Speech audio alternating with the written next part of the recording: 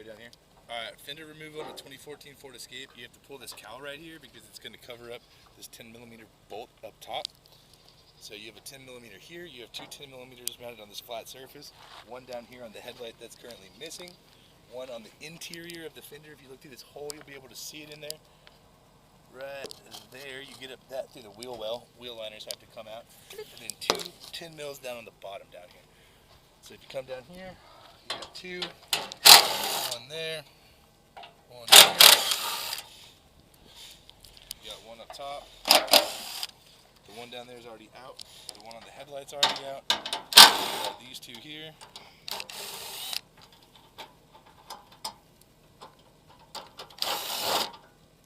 Set all those right there. You're gonna want to hold it like this so it doesn't fall.